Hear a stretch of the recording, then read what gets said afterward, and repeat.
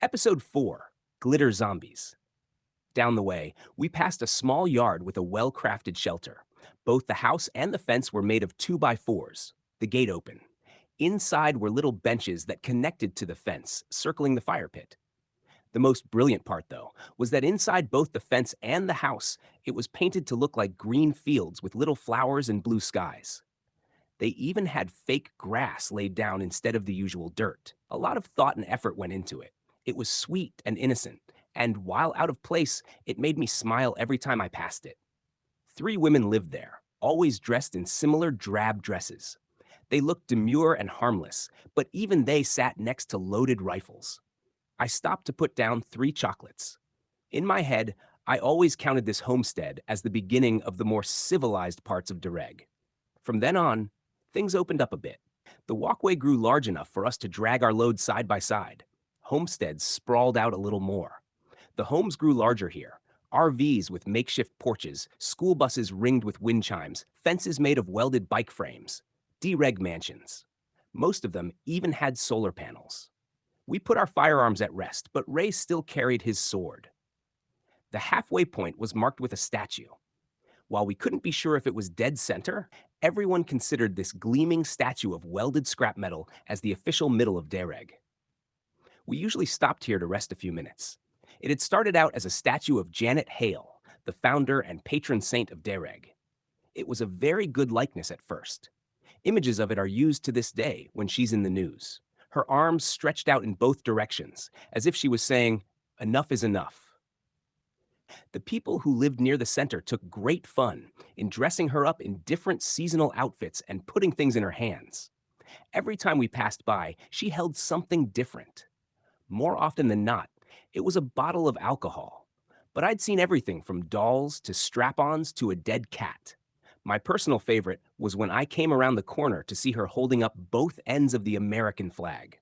Of course, it had already been desecrated, but it still welled a little pride in me. We are, after all, the land of the free, and here the most free of all in many ways. What the general population doesn't know is that over time, it changed. First, someone had welded on comically large breasts, then a very large butt. Her legs were eventually filled in, and more parts added to give her the tail of a mermaid. Over the years, she had also grown wings, devil horns, a beard, and 2 large googly eyes that glowed green at night, an amalgamation of every fantasy creature ever spoken of. Look at that! Ray pointed at a strange lump under her left arm. That's new. I spotted it right away and pulled my cheap smartphone out. I unwrapped it from its foil, booted it up, and peeled back the tape covering the lens to snap a quick photo. The central area of DeReg was where the artsy types hung out. It was a bit of a rave, like if Burning Man just kept going until it was no longer a novelty. The houses and semi-public areas were covered in neon spray paint, and the dirt on the ground was mixed with glitter and glass, making it sparkle in the sun. The people here didn't seem capable of anything other than partying. They drifted around like party zombies. If they were out during the day, they were glassy-eyed and grunting. I wasn't sure how they survived at all. They didn't seem capable of sourcing food or anything else besides alcohol and drugs. For creative types, I always found it ironic how many poorly drawn eyeballs, trippy flowers, and pot leaves were painted on every flat surface.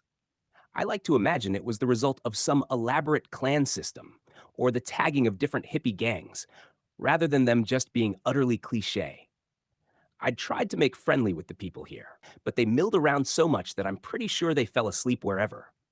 There was never a familiar face. In fact, it was always very quiet through here because they slept all day. Janet Hale's statue marked the center of DeReg, but also marked our time to veer west slightly. But after we rounded the corner, we came into eye contact with the strangest man. Episode 5, Home Sweet Home. The man stood in the middle of the path, dressed in a crown made from beer can tabs, his face streaked in glitter and paint. He wore dirty neon shorts and a tie, no shirt. He was very badly sunburned. Ray moved in front of me without a word, one hand resting on the hilt of his sword. I tried to read his demeanor, but couldn't. All he did was stand and blink, and he didn't appear to be moving as we got closer. "What's your name?" Ray said evenly. "James," he answered immediately, smiling like he'd been waiting for someone to ask. I glanced over his sunburn. It appeared fresh. His skin was white under his tie. What are you doing out here? They told me to watch her, he said, tipping his chin toward the statue. There was something too quick, too direct about the way he answered, a blankness behind the eyes. Ray kept his guard as we moved past him. I couldn't tell if he was having a mental break or overdosed on something. Either way, I was sure ravioli would help. I dug a can out of the bags. Here, eat this, I said as I tossed him the can. James pulled the tab slowly and stuck his hand in to fish a ravioli out. It was bizarre how casually he did so, not looking away from the statue. Maybe you should get out of the sun, I said to him. He looked at me, nodded, then turned. He awkwardly walked beside us long enough for me to think he was trying to come with us.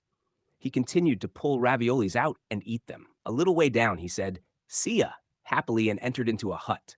Ray exhaled, the tension in his shoulders releasing. Well, he muttered, that was festive. What was with that guy? I asked, knowing there was no answer. We'll never know, Ray said. We continued on toward home. The people back this way were still goofy in the head, but less dysfunctional and more interested in survival. Most of them still weren't normal enough to hold a job. A handful might be running from the law or bills, but were aware enough to know to do so. You could generally reason with them or trust they weren't so crazy that they'd jump to murder as recourse for a disagreement, unlike the front. Many years ago, there was a guy who knew how to mix mud and make things with it. His name was Miguel. He showed someone, and they showed someone. And over time, most of the homesteads in the South had incorporated mud into everything. They formed stucco-like houses and walls with rounded edges, ripples, and textures. A miniaturized version of neighborhoods in Albuquerque. It was all quite aesthetic, much cleaner than the other areas. Having Miguel's initials on the corner of a house was like owning designer jeans. It had become such a trend that they started appearing on buildings that weren't his. Before long, nearly every building had it. Over time, as new owners came to replace old ones, it became lost which ones were the originals, leaving us all in a situation where we knew it was silly to have the initials, but also didn't want to chip them off in case they were real. My house included. Entering our neighborhood, we branched off the main path down a smaller lane that branched further into little dead ends. We had a large, clean cul-de-sac. There were about 6 claims lining the path in, and another 6 forming a circle. The center of this circle was the fire pit where we cooked dinner most nights. Ray's plot was at the mouth of the road, and mine was to the right in the circle. My hut was a good size, a large single room, surrounded entirely by chain link fence, with a yard that about doubled the space. The fence itself does not have a gate, so I have to wind a chain down the links and padlock it to lock myself in or out. Ray waited as I unlocked the fence and rolled it back, then followed me in. We unstrapped our belts. I pulled my shirt up to look at where the pressure had pressed my pants into my hip and formed itchy little red creases. I scratched at them as Ray looked over the hall, his index finger resting on the tip of his chin. We sorted through the bags, taking what was ours. He put the big bags of rice and beans against the wall next to the ones that were running low and 2 water jugs under the table. After a little more rustling of bags, he stood up and announced, "I'll be back in a few hours." He took his items and cart with him, leaving the rest here. Most of it was not for me. Apart from bringing in goods for others in trade, we also did the cooking at night and traded goods for meals. We could actually be quite rich by DeReg standards. I'd seen how this setup worked in other pockets surrounding us. 1 or 2 people would live like royalty, having more than they needed, but also having to have guards and defend it. They hired people to meet them after their runs to unload and haul it in, others to cook meals. All they had to do was drive and shop. But I preferred being surrounded by people who liked me, so we kept things fair. We live comfortably, but not lavishly. We are all stronger for it. My hut was made of mud and clay over plywood. The roof was also plywood, wrapped in tarps to keep it dry, with patches of metal. I had, at one point, made holes and stapled plastic from soda bottles to act as skylights. It wasn't dry in the rain by any means, but it also didn't rain much here. We might have 3 or 4 heavy rains hit DeReg during monsoon season, and it could take weeks to recover. Tarps filled with water could take down fencing, and the rain could melt the mud right off your house. In the farthest corner of my room was a pile of blankets so tall and snuggly that I barely felt the pallets they sat on. Throughout my home, I had various trunks and boxes holding everything I owned. Closer to the door, I had two small bluish-gray card tables that made up my kitchen. Here I kept my utensils and my water jugs underneath, as well as cooking pans and a large pot. The entry was at a diagonal. No matter where I stood, I could see the entrance of my fence. I didn't have a door. Instead, I had a large board I moved in front of the entrance and a blanket that hung over it. Into the walls, I'd carved different designs. On the wall over my bed, I carved large billowy clouds floating over a landscape that had a river running through it and trees. The third wall had probably 30 little arches carved into it in rows where I sat trinkets, fossils, and candles. Over my tables, I carved a map of DeReg, or at least the parts that I knew. As far as I was concerned, my little piece of DeReg was perfect. This was the life I was able to make for myself, and I was proud. It was home.